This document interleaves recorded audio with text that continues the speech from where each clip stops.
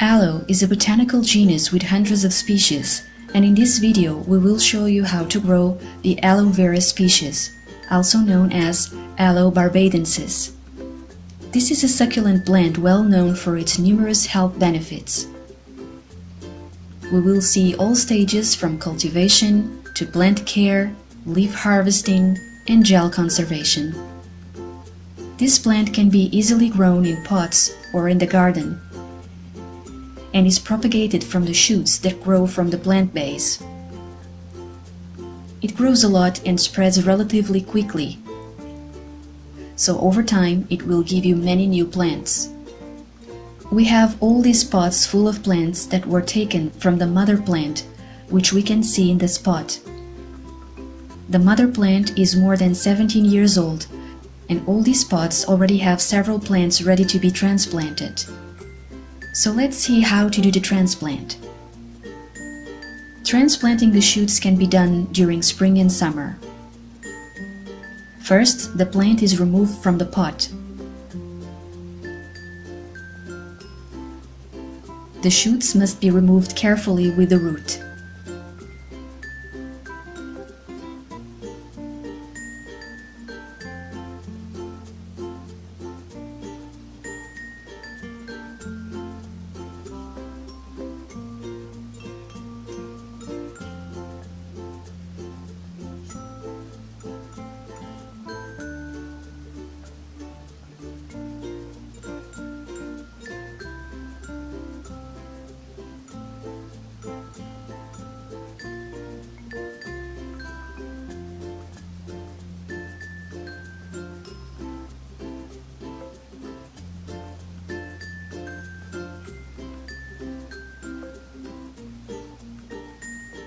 After separating the plants, the main plant is placed in its pot again, adding more soil and pressing down the roots so that the plant is firm and stable.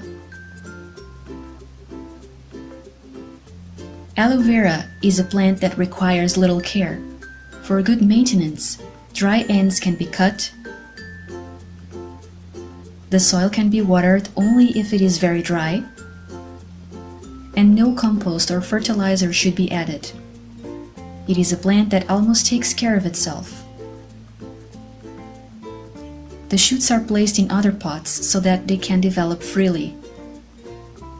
The size of the pots can be chosen according to the space available or the size of the plant. If you don't want the plant to have room to grow too much, you can use small pots. For a good drainage, expanded clay can be placed at the bottom of the pot and sandy soil on top. In these pots we put garden soil, but sandy soil with little organic matter can be placed since this plant is native to arid and desert regions. To place the plant in the pot, simply open a hole large enough to accommodate the root.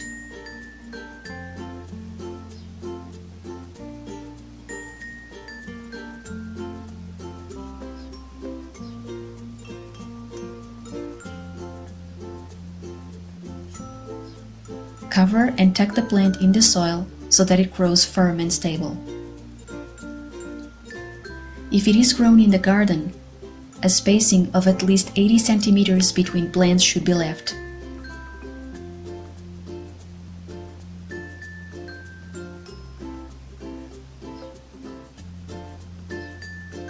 And so we have 3 new pots in this large family of aloe vera. The ideal temperatures for the good development of the plant are between 20 and 25 degrees Celsius. Below 5 degrees, the plant does not develop and the cold can burn the leaves. The plant needs full sun, at least 6 to 8 hours of direct sunlight per day. Although it is resistant, it should be sheltered from humidity and frost in the winter, especially if the plant is small and not yet well established. Being a desert plant, it needs little water and should only be watered when the drought is prolonged.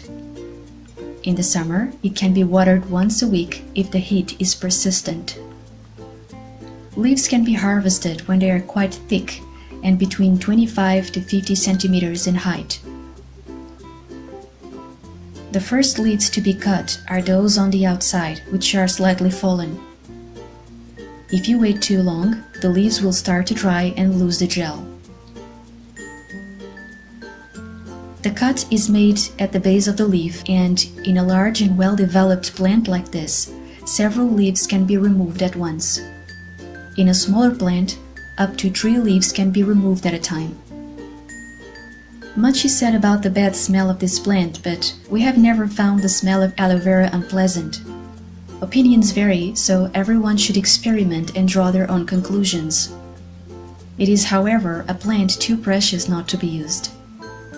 The leaves must be placed vertically so that the aloin comes out. This is a toxic substance that must be removed completely before extracting the gel. The leaves can be washed to remove soil and other residues. To remove the gel, you can cut the leaf in 2 ways. First, the side thorns are cut. Then, the peel is carefully removed from each side of the leaves. It is very advisable to use gloves, as the gel is very slippery on the hands, and the gloves help to handle the leaves more easily. Cutting this way is tricky, but it allows you to see exactly the shape and amount of gel that is extracted from the leaf. The other way is to cut the leaf in half and remove the gel from both sides with a spoon. Place the gel in a blender until it is liquid and transfer to a container. The transfer is gradual, as you have to wait for the air bubbles to disappear until you add a little more.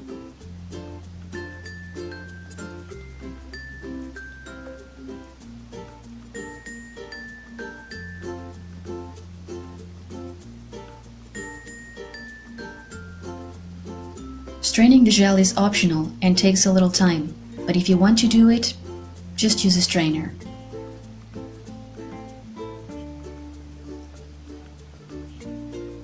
The gel that is used in the following days or weeks should be kept in the fridge.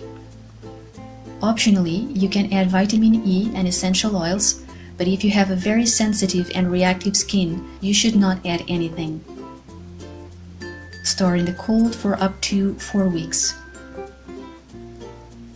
The gel that is only used after 4 weeks should be kept in the freezer. First, transfer the gel to ice cube molds. Cover with cling film and place in the freezer. When it is already frozen, you can store the cubes in a freezer bag. To use them, just remove enough cubes for the following days.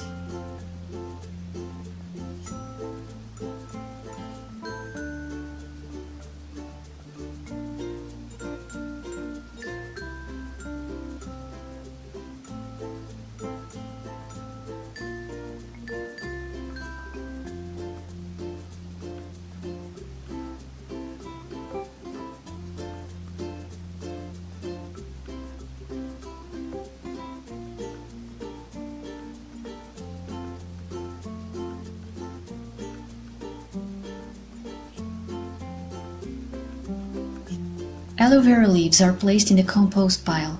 Because it is highly rich in nutrients, this plant will contribute to soil fertilization. And so, from cultivation to harvesting, we have our aloe vera ready to use.